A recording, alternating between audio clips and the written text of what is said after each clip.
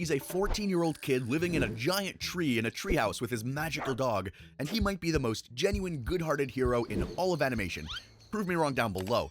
But good intentions in a world full of monsters, wizards, and sentient slime puns tends to get a bit complicated. So, of all the heroic things Finn has done, what did he do with good intentions and good faith that turned out bad? Or even worse, when was Finn deliberately being bad? We're gonna show a few times where Finn wasn't always the goody two-shoes you remember him as. But before we get to the bad ones, we'll start with some good deeds because, come on, with Finn, there's way more good deeds than bad ones. He's a great guy, and there's a lot of ground to cover before things get more complicated. First up, one of the lesser good deeds is one that almost nobody talks about, which is a shame because it might be one of the biggest insights into who Finn actually is as a person. When Finn and Jake stumble upon a village of mud scamps, they learn that the village is being terrorized by some kind of mega frog. So our heroes pledge to take care of it. Ah! He's eating me! Ah! Gently eating me! No teeth! Mostly tongue! When they finally run into it, that is when Finn pieces together all of the context clues. The mud scamps kept mumbling something about being shy and something about first base. The frog isn't trying to eat anyone, it's actually a cursed prince on a very desperate, very misguided kissing rampage, trying to break his own spell, which for the record doesn't work. Someone else has to do it for you voluntarily. That's the whole point. So, Finn sprints up Jake's back, lands on the frog, and plants a huge one right on Megafrog's mouth. The transformation then reveals the frog to be Prince Huge, who is now standing there in full regal attire, very confused and very grateful. He thanks Finn, mentioning that he's been kissing absolutely everybody he could reach for days, and then he congratulates Finn on being secure enough in his sexuality to kiss a giant male frog. There are some flashier moments of heroism all over this show, sure, but something about this one really sticks. Finn's goodness was never really something he just performed for an audience, it's just who he is, even when the solution involves kissing a giant cursed frog in a cave. And I think that's a great way to kick off this list. Mwah. So, on a similar note to before, let's talk about the episode that actually starts Finn and Marceline's whole friendship. So, Finn and Jake see Marceline tormenting this poor old man she apparently keeps as a henchman. She keeps ordering him around, making him fall down, cry on command, the whole thing. And Finn, the good-hearted hero that he is, immediately offers to take the old man's place. The old man goes free, and now Finn is Marceline's henchman for life. Awesome plan. What follows is Marceline dragging him through a whole series of tasks that look increasingly sinister, and Finn being visibly, genuinely horrified each time. Jake tries to rescue him, but his intense fear of vampires makes him bail every time. Finn spends a good chunk of the episode genuinely convinced that he's helping a vampire terrorize innocent people. He assumes the worst at every turn before the harmless explanation reveals itself, and she's just mostly playing games the whole time, isn't she? But Jake is still not convinced and thinks that Finn is under some kind of vampire spell. So he attacks Marceline with garlic, knocking her umbrella out of her hands and sending her stumbling into direct sunlight. Finn physically shields her and saves her life, and tries to explain to Jake that Marceline is not how she seems. She's a radical dame who likes to play games. Still not convinced, though, Jake ends up staking her and saves Finn from the Vampire Queen's evil clutches. But as Jake runs off in celebration, we find out that Marceline is hiding in Finn's backpack and that this was their plan all along, just to help Jake get rid of his fear of vampires. So, this episode has a bunch of good deeds going for Finn, even though his big heroic sacrifice to free him was sort of unnecessary, as the henchman was also in on it from before. But Finn didn't know that at the time. He saw someone suffering and stepped in, fully willing to sacrifice himself for a lifetime of evil servitude to save this other guy. Like, that's pretty huge. And it's because his code of honor just wouldn't allow him to ignore something like that. Saving someone from a vampire is one thing. What Finn does next requires a different kind of courage entirely. So completing someone else's unfinished bucket list is already a kind and symbolic thing to do, but completing it when one of the items on the list is your single deepest fear in all of the world is something else entirely. When Finn discovers that Billy, the greatest champion Ooh has ever known, the man Finn had built his whole idea of heroism around, had died with things still left undone, he set out to finish the few items still left on the list. But then he unrolls the scroll all the way to the very bottom and finds one final item. Lie on my back in the ocean. Cool. And Finn just bites clean through his pencil. Because his fear of the ocean, of course, goes all the way back to being abandoned as an infant floating alone at sea. But he still wants to do it. He still wants to fulfill Billy's bucket list. He runs at the water, screaming, and immediately runs back.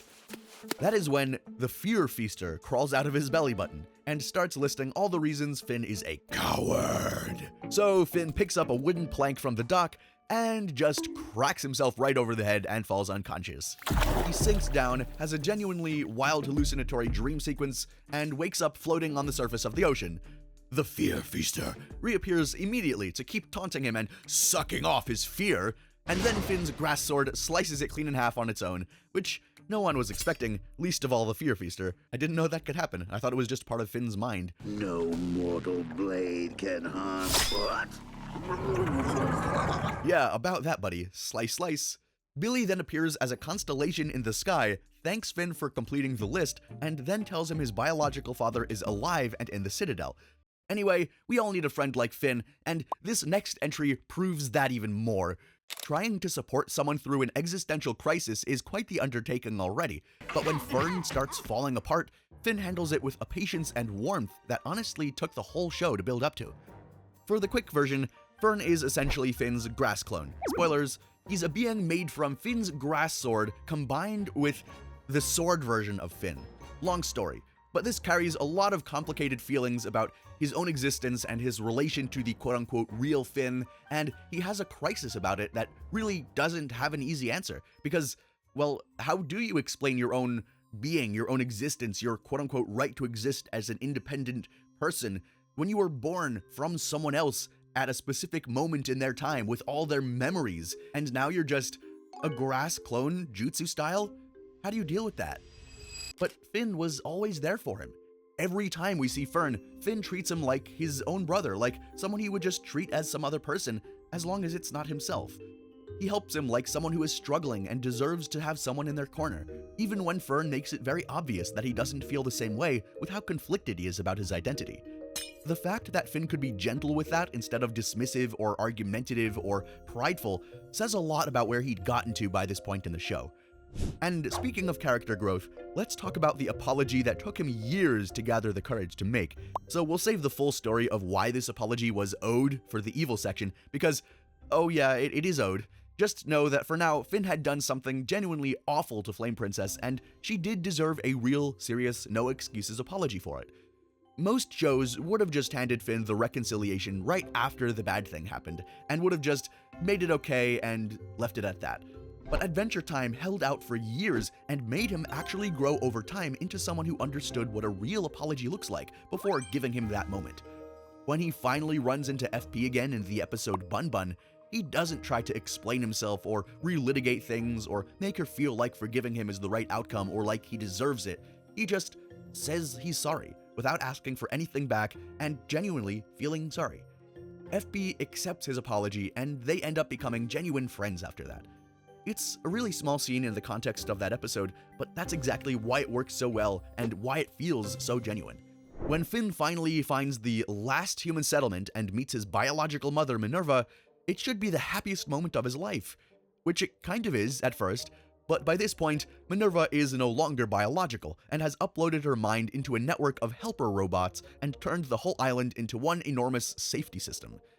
She learns how Finn has been living out in Ooo and decides that she's not going to let her baby or anyone else from that island go to that dangerous world ever. So, to stop him, she decides the solution is to upload every human's mind and keep them all tucked safely away where nothing can harm them without their bodies. It comes entirely from love, but of course that is no way to live life. In fact, it's not biological, so can it really be defined that way? Sorry, Minerva. But Finn doesn't treat his mother like the villain, of course not. So he reaches out to her and shows her all of his happy memories from his life back home.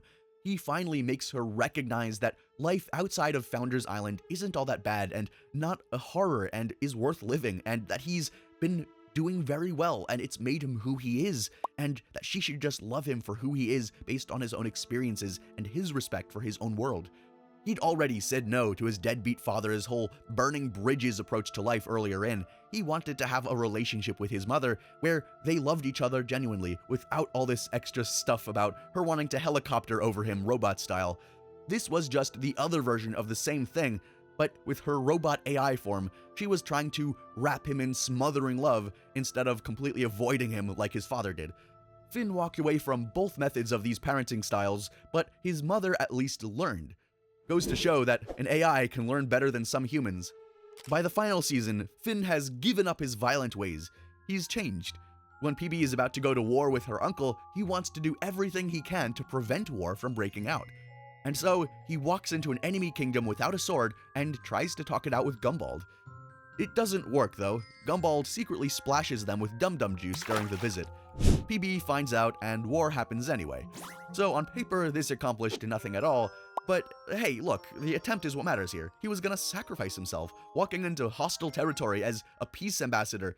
He was leading with diplomacy before even considering fighting, even though earlier on in the show, he would probably delight at beating up an army of candy people.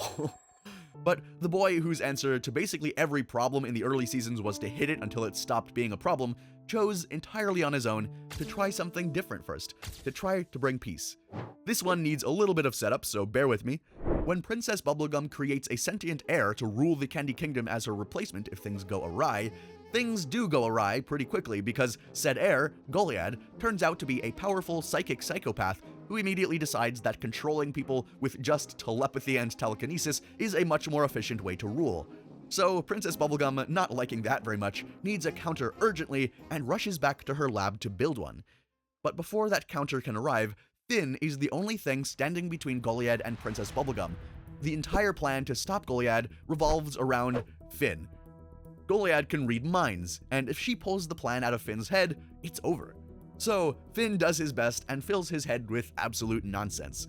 Anything to keep Goliad from finding what she's looking for. It's honestly the funniest act of heroism in the whole episode, and it somehow works. And then Stormo arrives, savior of the kingdom, and locks Goliad in an eternal psychic battle, with Goliad trying to attack and Stormo protecting the Candy Kingdom from this threat that no one else could neutralize. Finn asks afterward why Stormo didn't become corrupted the way that Goliad did, even though it was seemingly the same process to create them. And PB explains that it's because she used Finn's hair. PB copied everything from the other process, but instead of using her DNA, which resulted in Goliad, she used Finn's DNA, which resulted in a protector. It's like the core part of each of their personalities created in another sentient being. PB is basically a goddess, not gonna lie, creating sentient life like that. Anyway, she built something willing to exist in eternal, selfless sacrifice out of one strand of Finn's hair. Make of that what you will. But maybe what matters even more than just being Oo's hero is his absolute refusal to quit even when he's offered a way out. After stopping Overlord in space, Finn meets this purple catalyst comet face to face who offers him a way out of his current existence, to leave all of it behind and go with the comet to a new mode of existence entirely, to transcend physicality, to go to infinity and beyond, and to see things that no physical being has ever seen before. This is his opportunity for the ultimate adventure. However, he turns it down. I feel like I put a lot of work into this meat reality. I'd like to see it through. Fair enough. This is such an incredibly mature choice from a kid who is only 16 years old. He wants to remain in the world that he lives in, being its protector, being its helper, being a community member, being a friend. Contrast that with his father, who was also there by the way, who immediately jumped at the opportunity, choosing to run away from Finn, his own son, and abandon him and his world, this time literally into the depths of the ultra-dimensional cosmos. But before he actually does it, Finn tries to get some answers out of him, and Martin, in probably the most honest thing he ever says to his son, just shrugs and goes, You burn enough bridges, the only direction to move is forward. There ain't no changing you, I guess. Finn accepts his choice, accepts that he's never going to change, and this time he willingly lets him go. But choosing to stay in this meat reality instead of transcending also means choosing to deal with the ugliest, most painful parts of it, with just the hope that something beautiful might still grow with your efforts and with your care. So, on the eve of the Great Gum War, Jake throws down a vial of nightmare juice that he'd been holding onto, which is definitely LSD, and it knocks Finn, PB, Gumbald, and Fern all into this shared dream realm. The idea is to get PB and Gumbald to sort out their beef somewhere neutral before anyone actually gets hurt. And while that's happening in one corner of the dreamscape, Finn goes after Fern. What follows is the two of them essentially going to therapy together, inside a dream, surrounded by everyone's worst memories.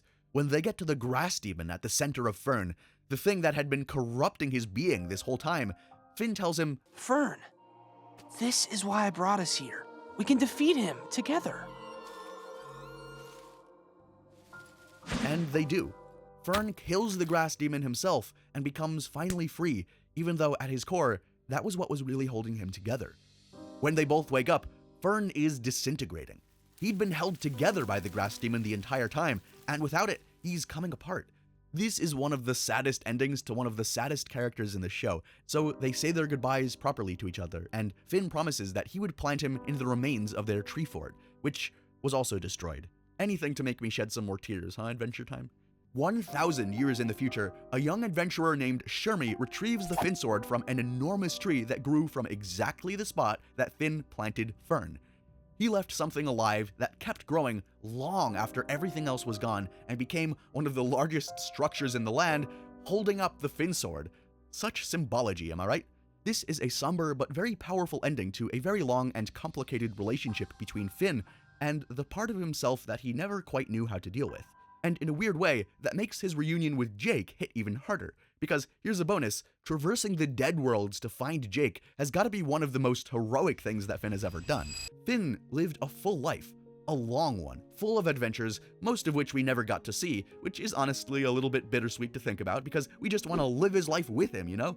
And eventually, he died, because everything is mortal. He wakes up in the afterlife, discovers that Jake isn't with him, his best friend, and immediately starts fighting his way through multiple dead worlds and a lich-possessed god of death to find him. We ultimately discover that Finn had lived his full life, not accelerating it in any way, but had lived it fully, but really only ever wanted to see the best friend he ever had again. He knew his whole life that once he died, he'd be reunited with his best friend, and that thought kept him going. He was waiting to die so he could be with Jake again. And he was not going to let that dream go. He was not going to arrive in death and not be at his best bud's side. In the end, after Jake sacrifices something amazing as well, they both get reincarnated, ready to go on adventures again, just like before. But here's the thing about Finn. The same things that produce all of that goodness in him are often behind some of his worst moments too. So, from minor selfishness to genuine harm, let's talk about the bad deeds. The unheroic Finn. The episode opens with Finn wearing Jake like a suit of armor. For Finn, this is wonderful. For Jake, not so much. He's getting scraped against fence posts and slapped around by BMO with a wooden plank, and landing crotch first on a series of unfortunate surfaces. Whenever Jake complains, Finn just brushes him off, saying, You just have to imagine that every bruise is a hickey from the universe, and everyone wants to get with the universe. Jake, rightfully, does not find this satisfying. So he takes over Finn's body to prove to him instead that feeling pain is not exactly so much fun. But the thing is, Finn's body is made out of pure whatever, because Jake genuinely cannot make him feel anything, even as Finn's head is being dipped into frickin' lava. Finn just isn't giving up. So Jake ends up being the one who concedes. Finn wins. Then immediately wears the Jake suit again and dives them both into the volcano. This whole episode shows that Finn tends to be a bit unsympathetic to the feelings of those people close to him. The gap between what Finn thinks Jake can handle versus what he actually can is pretty small in this episode, and maybe Finn just doesn't care. It keeps on showing up, and it gets a lot less funny as the list goes on. This one is just a silly, stupid mistake, right? Well, with some pretty unfortunate consequences. This one is pretty interesting because what Finn does here is actually an act of kindness, but it backfires badly. Finn uses the Enchiridion to save a bear who was choking, who then follows him home and copies everything he does. Jake is not exactly charmed by this and tells Finn that something about the bear feels off, but Finn doesn't listen. As the episode goes on, the two find out that the bear throws a party with all of Finn and Jake's friends while wearing Finn's clothes and a terrible Finn mask. A bit creepy. Finn gets upset and confronts the bear in front of everyone, after which he tearfully runs off. So now Finn feels bad and goes after him and apologizes, and then offers the Enchiridion to make it up to him. Take it and learn. Finn, are you nuts? We can't give that book away. It's like crazy important. And Jake is right. Even though they only use the book as a glorified seat cushion at this point, we later find out how important that book is. We all know what happens next. The bear rides off to his cave where the lich-possessed snail is waiting for him. And the chain that follows from that leads to a multiverse portal, Billy dying, and a total unraveling of basically everything. Finn's trusting and kind nature makes him give up a priceless artifact to a bear that he's known for like 2 minutes because he felt guilty and wanted to fix things. Despite Jake's warnings, Finn didn't stop once to think about what he was actually handing over, and even though he was being nice, this mistake cost them greatly. Him not listening to Jake often leads him into very troubling situations, kind of like this next entry. After his breakup with Flame Princess, Finn has been in this gray fog, and in Dungeon Train, he and Jake find this endless loop of monster-filled train carriages with loot that drops behind every door, and Finn just kinda decides to stay there. He realizes that if he keeps fighting, he gets better and better loot, and fights cooler and cooler monsters. However, Jake realizes that the train is not exactly good for Finn and tries to get him to leave. Finn is stuck in this loop like it's a video game, so he refuses, and Jake tells him that he's gonna go back and that Finn can just stay here if he wants to, which he does. When Jake eventually comes back to get him out, Finn is now kind of the final boss of the train. Jake tries to get him to leave again, but Finn zaps him with a spiderweb wand and steals his backpack. So that's where he's at, just so we're on the same page about how far gone he is. The problem with this whole thing is that the train isn't forcing any of this on Finn. It's not like mind control, it's just a loop. Finn is choosing it over and over and over again because, as he says to himself, the fighting on the train just makes sense to him. There's no ambiguity about what to do with a monster, you just fight it. There is a whole lot of ambiguity about what to do with a broken heart when you're 14, and Finn doesn't have the words for what he's feeling yet, so he converts the pain into something that he can hit instead. It's his coping mechanism, and definitely not a very healthy one at that. Moving on to the next entry, Magic Man, in Magic Man fashion, drops a bag of tiny sentient people into Finn's shorts while he's not paying attention. Finn eventually finds them and starts playing Sims with a bag of tiny people who seem to have some real feelings and relationships and lives. At first, he just watches them interact, but pretty soon he starts to nudge things, like pairing up Lady Rainicorn and himself and watching what happens. Jake rightfully finds this whole thing pretty messed up and leaves to go stay with Lady Rainicorn. 16 weeks later, when he comes back, things have gotten way out of hand. This is messed up, dude. You crossed the line from weird curiosity into some dark, messed up stuff. Marceline ends up eating Peppermint Butler. There is a Goose Abracadaniel Lollipop Girl situation that the show very wisely declines to fully explain, and Finn is hunkered down and obsessed with being the overlord of these smaller, lower-dimensional beings. Finn does apologize to the little people in the end by finding out how to communicate with them, but the show is very deliberately setting something up here. Finn treated these people and their feelings as entertainment because they were small and he was large, and that gap made their emotions not feel real to him, and it definitely made him feel some sort of way. A few episodes later, he essentially does the same thing to people in his own world, but we'll talk about that when it comes. Next up, we've got another instance of things going catastrophically wrong because Finn again chose not to listen. PB spends half the episode trying to get Finn and Jake to understand why Finn can't see FP. She talks to Jake first, who is convinced that PB is just bitter about Finn moving on, and tells Finn that. So when PB tries to talk to Finn about it, he completely misinterprets her and just explodes. He storms off to CFP, prompting Bubblegum to go ask Jake what he told Finn. That is when Jake finally understands what PB had been trying to warn him about, and she was being for real. But by the time they get to Finn and FP's date, it's too late. A hole opens in the ground, FP falls through, and Finn goes in after her. Jake accidentally plugs the hole with his own body, and between that and Finn giving FP the last of his air, they do both make it out. Crisis averted. Barely. But none of this would have happened if he had just listened to PB without being so far up his own ass. You can see that this is a pattern with Finn. When his emotions are running high, especially when a woman that he's had feelings for and had rejected him is the one talking, he almost completely stops being able to hear what is actually being said. And this particular episode is the most extreme version of that because the thing he couldn't hear almost led to the destruction of the planet. PB was right. She's almost always right when it comes to things like this. She's smart like that. and Finn nearly let the world burn because he decided what he wanted the conversation to be about had to be what it was about before it even had a chance to finish. Which is kind of again what happens in this next entry. It's Flame Princess yet again. She shows up at the tree fort. Her kingdom has been seized, her father has arranged her forced marriage to a Flame Lord named Don John, and the situation is urgent. And yet, she immediately comes and tells Finn to request his help. Listen, Finn, this doesn't mean we're getting back together. We're all business. Of course. What follows is Finn being the most completely useless person for an entire episode while someone else handles everything. He tries to show off his new grass sword skills, and both FP and Cinnamon Bun keep trying to shut his flirtiness down. On the wolf ride over, he tries to scoot closer to FP on the saddle, and CB physically moves her out of reach without a word. When they arrive at the Fire Kingdom, Finn ignores CB's suggestion to sneak in and charges directly through the front entrance, and then they're immediately captured because the guards are mind-controlled. Then, Cinnamon Bun, who has spent most of the show being borderline incompetent, fights two guards, steals a key, gets them out, takes a hit of fire to the face, and that actually finishes off his baking process, which is something that PB had mentioned would happen eventually.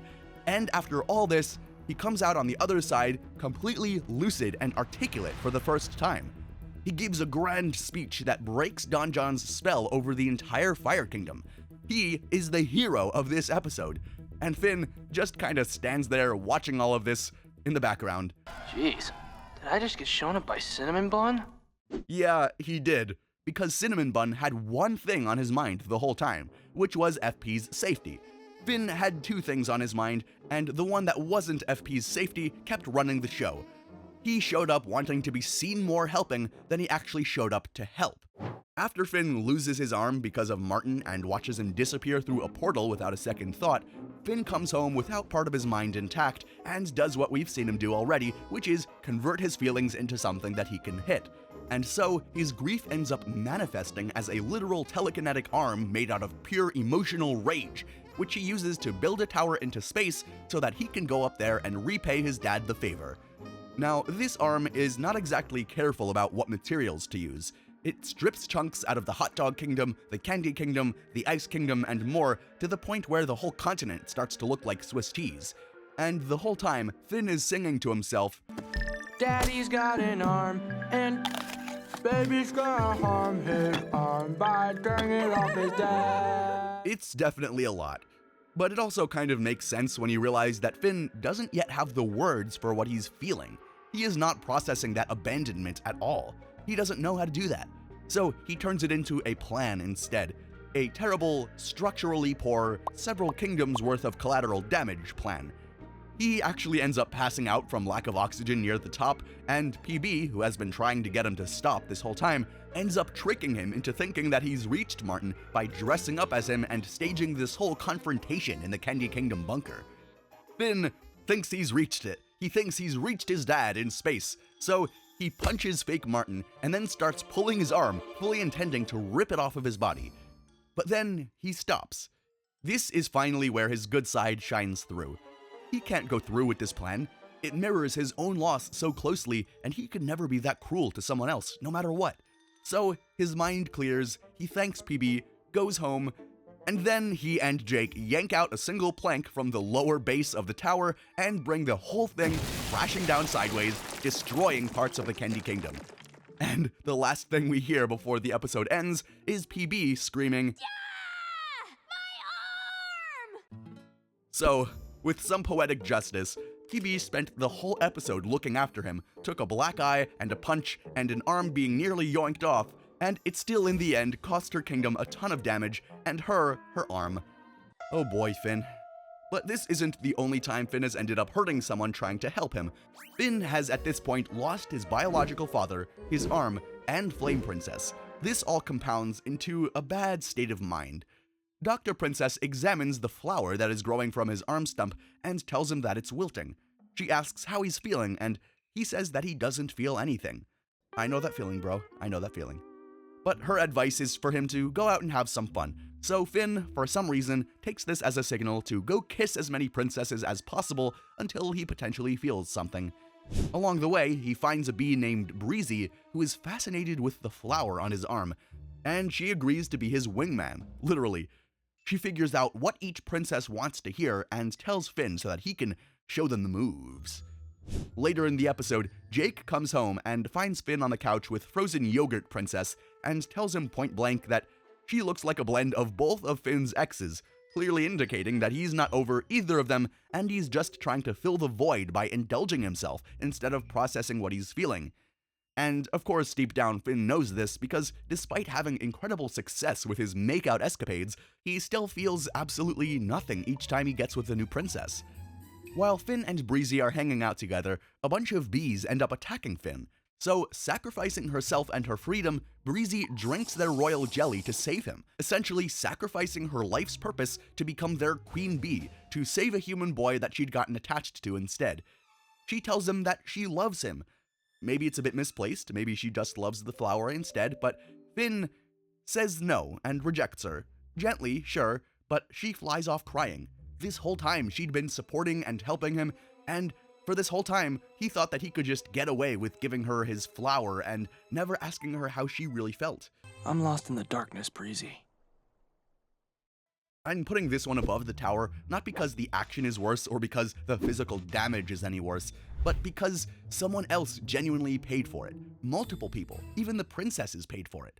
The tower did hurt people and infrastructure, but maybe it was more accidental that time. This time, Breezy gave up the life she was supposed to have for someone who didn't have the emotional bandwidth to reciprocate.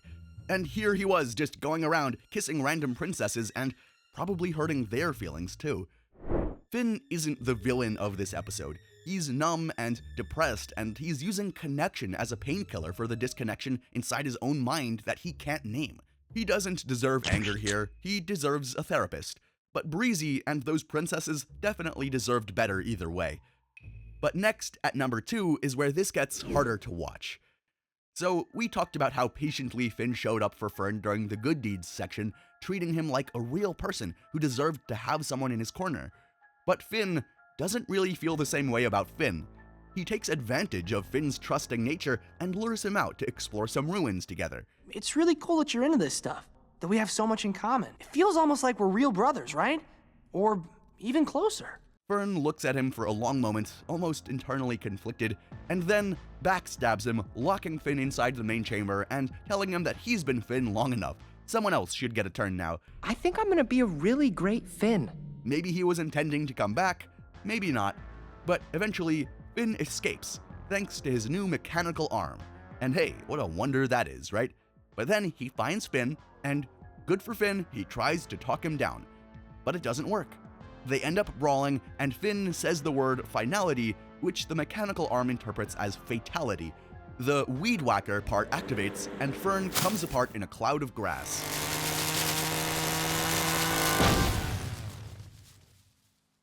This whole thing definitely did a real number on Finn, because in the episode The Wild Hunt, we see that Finn is still not there mentally. He freezes up mid-fight, unable to land the final blow because he's still haunted by the guilt of what his arm did. You don't accidentally destroy the clone of yourself and then just walk it off. So this one is at number 2 because Finn was honestly just trying to talk to Fern and accidentally, quote-unquote, killed him. He should have been a bit more careful, I think, especially since he just used this weed whacker arm to escape. This leads to a lifelong enemy with Fern and only ever resolves at the very end, which is its own good moment, but I still think that this deserves a number 2 spot because this is some heavy-handed stuff, pun intended. But at number 1, you're probably expecting this one because it is one of Finn's worst moments. We already know how this ends because we talked about it in the good deeds section where Finn finally apologizes to Flame Princess, but this is what caused it. Everything else on this list was either kind of an accident or could be justified in some way in favor of Finn because of his mental health or because of other circumstances, but not this one. He was fully in his right mind, he was fully intent and purposeful, and he fully betrayed someone who cared about him. After watching FP beat up Ice King, Finn starts having recurring dreams that the show very strongly implies represents something kind of like a sexual awakening of sorts. So Finn now wants to recreate those conditions to see how that dream ends. He's so excited he wants to know. On their next date, Finn engineers a fight between FP and the Ice King by telling her, falsely, that Ice King was being demeaning toward her. So she beats up Ice King again. The dream gets closer. Ooh, so exciting, and Finn sees the cosmic owl in it this time. But it's still not complete, and maybe that cosmic owl was there to warn him, not to make sure that the dream came true. So, thinking that it's some sort of prophetic dream instead, Finn wants to continue it and writes a couple of letters. One to FP, signed as Ice King, using her candles. Earlier in the series, FP asked Finn to sneak into the Fire Kingdom and bring her candles that smelled like home. And being the nice guy he is, he went and did that for her. And she shared that with him as something small and private and vulnerable, and he used that in this letter. He put it in a hate letter. And the contents of this letter are not much better than that. Finn, pretending to be Ice King, wrote that she can't even kiss Finn without Totes freaking out, which, as we've discussed, is the most exposed and painful and dangerous thing about their whole relationship, and something that weighs heavy on FP's heart. And yet, Finn weaponized it for his own benefit. This is a full-on betrayal of the trust that makes intimacy possible. It is a full-on betrayal of someone he should have cared about. FP shared those things in vulnerability, her darkest secrets, her innermost feelings, and Finn just airs that out for the world to see, using that against FP to make sure that she fights Ice King for his benefit and his entertainment. Finn finally does confess the horrible thing that he's done, and then thinks that just a plain apology would magically fix things. But surprise, surprise, it doesn't. She breaks up with him, and all Finn can say is, Princess, but I said I was sorry. As she walks away. He genuinely believed that just saying an apology should be enough to undo it. He still doesn't understand the damage he's done or what he's actually caused. The good intentions of an apology don't make these bad actions forgivable. He still hasn't fully understood what he actually did. Remember from before how I said that the Little People episode foreshadowed exactly this? But it turns out Finn didn't learn a thing. You blew it, man. He really did. And that's Finn the human. Human as he is, good and bad alongside each other. A kid who came into the magical world of Ooh alone, floating in the ocean, and spent the rest of his whole life just making sure nobody around him felt the same way, alone and vulnerable and powerless. He didn't always get it right. He got it wrong pretty often in some pretty serious ways, but he kept trying. He kept putting his neck out there, he kept sticking up for the little guy, and he kept trying to do his best to do good. That is what truly matters. That is what makes a hero. If you want to understand where some of Finn's worst instincts actually come from, we did a whole video on his dad, Martin, a man who taught us almost everything there is to know about masculinity, just entirely by doing the exact opposite of it. So watch that episode here, and hey, like and subscribe while you're there, please. Thanks guys. Peace.